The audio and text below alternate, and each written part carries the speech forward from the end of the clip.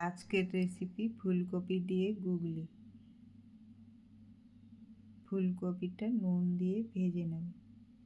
ওই তেলের মধ্যেই ভালোভাবে ধুয়ে পরিষ্কার করে গুগলি দিয়ে আদা, রসুন, কাঁচা লঙ্কা, গরম মশলা বাটা, সবজি মশলা, হলুদ গুঁড়ো দিয়ে মশলার সাথে গুগলিটা ভাজা ভাজা করে নেব। মশলার কাঁচা গন্ধ চলে যাওয়া পর্যন্ত গুগলিটা ভেজে নেব। এরপর ভেজে রাখা ফুলকপি দিয়ে নেড়েচেড়ে একটু কষিয়ে 2 কাপ মতো জল দিয়ে কিছুক্ষণ ফুটিয়ে নেব। ঝোল একটু মাখো মাখো করে নামিয়ে নেব।